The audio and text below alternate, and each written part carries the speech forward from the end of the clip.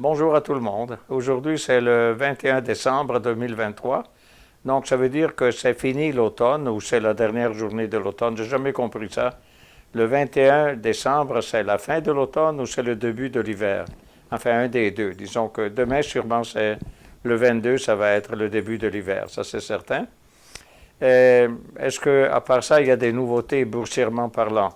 Le marché paraît un peu euphorique. Si vous regardez, ça, c'est le SPY, naturellement, le soleil de l'Amérique du Nord, et à notre avis de la planète entière, quoi qu'on en pense. C'est le SPY, donc l'indice S&P 500. Voyez-vous toute la montée qu'il a faite depuis la fin du mois d'octobre, et il semble-t-il encore porter à la hausse. À part aujourd'hui, il se calme, mais aujourd'hui, il se calme aussi parce que on s'en va vers les fêtes de Noël. Il y a quelque chose qui se répète souvent d'année en année, mais pas toutes les années, et c'est le Santa Claus Rally, c'est-à-dire le Père Noël qui fait le cadeau d'un marché à la hausse. Et ça se passe à partir de après Noël, donc le premier jour de bourse après Noël, donc la semaine prochaine, et ça dure jusqu'au deuxième jour de la nouvelle année. On va voir si le marché va continuer d'être à la hausse.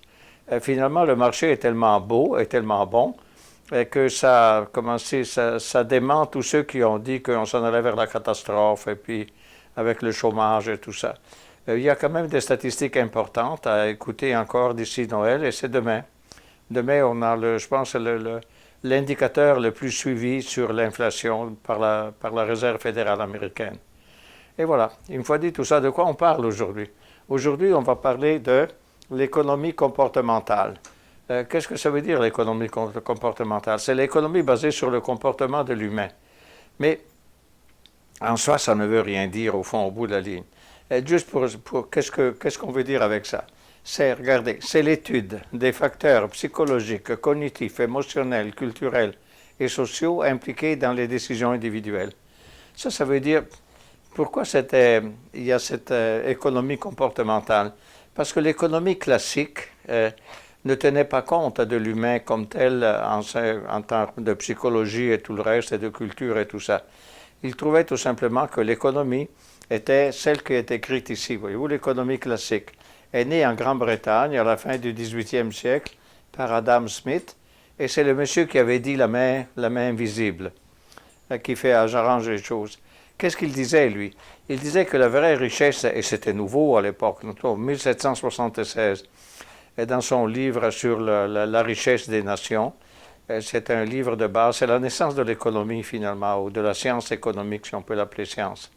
Et qu'est-ce qu'il disait? Il disait que la vraie richesse d'un pays n'est pas l'or que le roi a, ou que le prince, ou je ne sais pas, a, mais la vraie richesse est déterminée par le travail des citoyens, par donc le fait qu'ils produisent des biens, par le produit intérieur brut, si on peut dire dans les termes d'aujourd'hui. Et c'était nouveau, complètement nouveau de dire une chose pareille. Naturellement, de là est née l'école d'économie comme étude, et d'autres se sont associés à travers les années sur ces principes-là, et est née finalement l'étude économique de là, mais d'un pays. Naturellement, ce qu'on négligeait un peu à l'époque, c'est le fait que l'humain, quand il prend ses décisions d'achat et de vente, est-ce qu'il est rationnel toujours? Parce que l'idée de fond de M. Adam Smith, c'est que finalement les gens sont rationnels et ils savent qu'est-ce qu'ils font. Donc ils veulent produire, ils veulent gagner, ils veulent... tous leurs choix qu'ils font sont basés sur l'intelligence au fond, au bout de la ligne, et le rationnel et le bon sens. En réalité, ce n'est pas comme ça. Donc l'économie comportementale tient compte de la dimension donc, qui est la dimension, disons, personnelle, disons, psychologique plus qu'autre chose. Voilà. Et donc l'économie classique, encore une fois, elle a généré finalement des révolutions. Donc, la première révolution, pourquoi en 1776? C'est parce que dans ces années-là, on a inventé en Grande-Bretagne une machine fantastique, et qui était une machine, donc la pompe avec la vapeur. On chauffe de l'eau, puis dans un cylindre, et puis la vapeur pousse le piston à bouger, et puis ça fait tourner une roue, et puis finalement, c'était complètement nouveau, ça. Et c'était important, pourquoi? Parce qu'à l'époque, imaginez, dans les mines de charbon, en Grande-Bretagne, finalement pour sortir le charbon que finalement les minateurs sortaient finalement dessous la terre, c'était des enfants qui faisaient ça. C'est-à-dire c'était des petites galeries.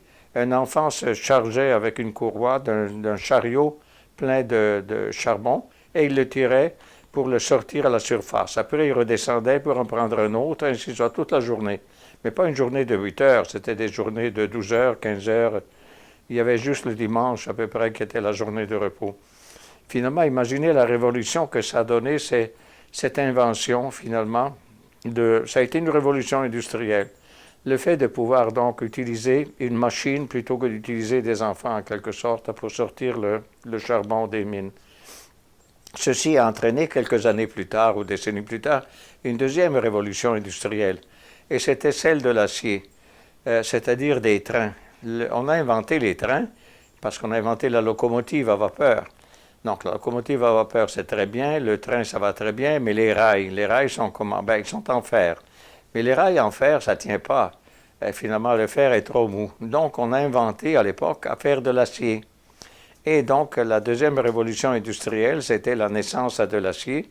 Et puis, la naissance de l'acier, c'était vraiment important. Ça a permis même de faire des cordes d'acier. Imaginez, ça a permis de faire des ascenseurs.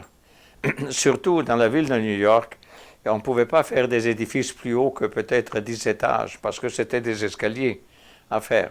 Mais grâce à l'invention d'une courroie d'acier qui était flexible finalement, on pouvait traîner un chariot qui était donc l'ascenseur et le faire porter en haut et puis le faire descendre et tout ça. Ça a permis de naître les gratte-ciels.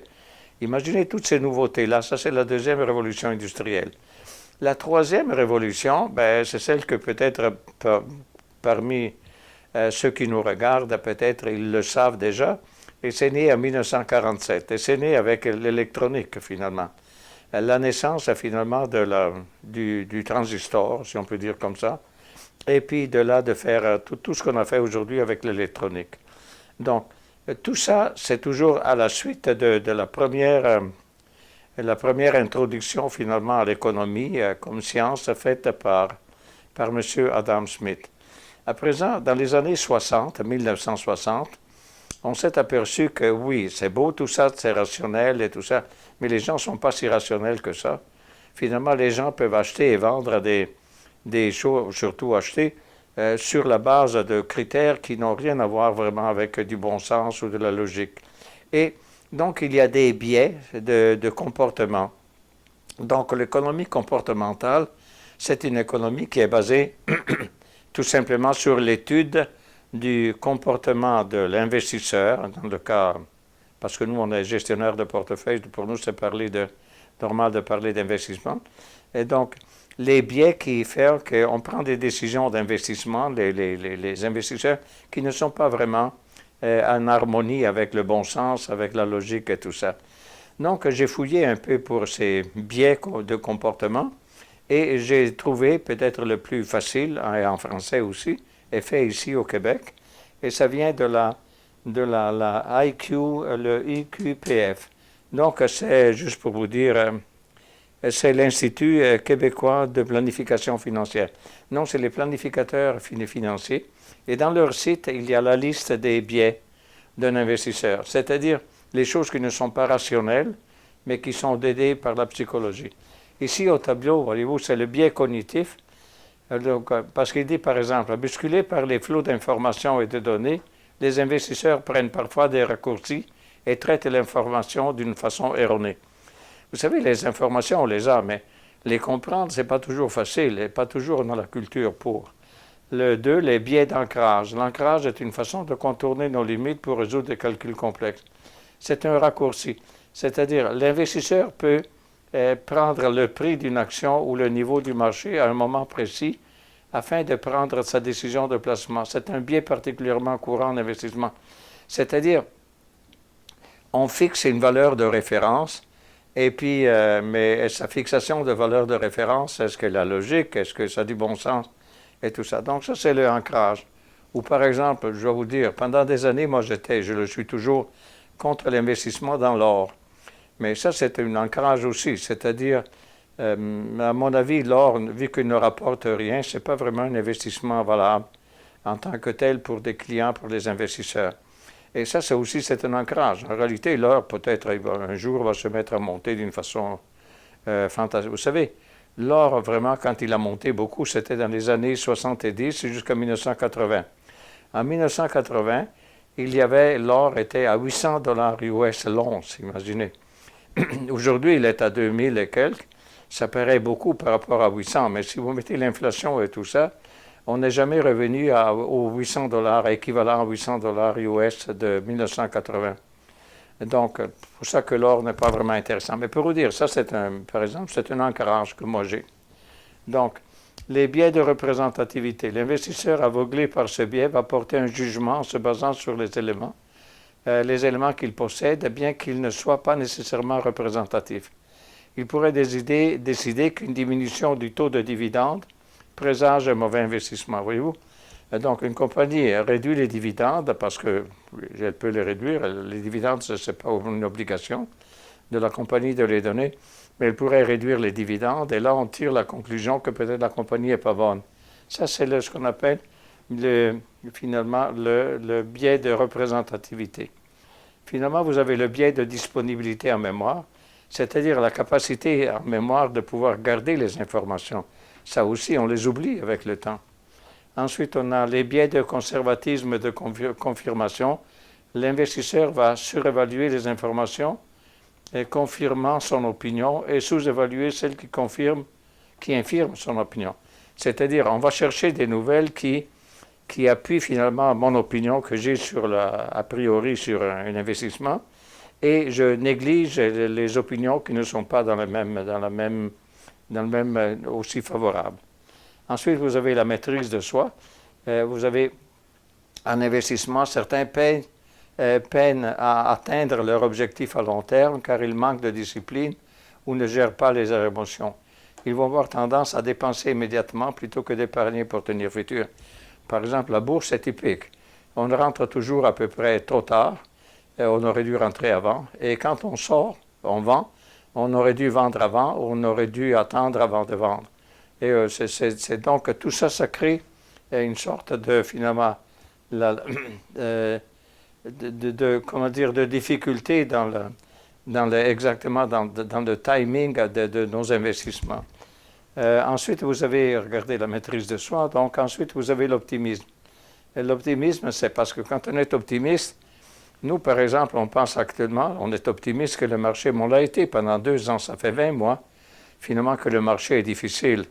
Et toujours dans ces 20 mois, il y a un paquet de gens qui ont dit que tout allait mal et puis tout ça. Et naturellement, nous, on était convaincus que tout ça, c'était pas vrai. L'économie allait bien et puis tout ça, et que c'était un moment un peu difficile, mais pas plus que ça, pas compliqué. Pas sûrement pour créer des drames. Et on avait raison. Et ça, on était optimiste. Non, on était rationnel. Mais pour les autres, on pouvait être optimiste. C'est ça que ça veut dire. Non, c'est une question d'opinion. C'est-à-dire, l'économie comportementale, avec les 10 cas de biais, finalement, si vous le lisez, vous les analysez, vous trouvez que parfois on se retrouve là-dedans, vraiment dans nos décisions.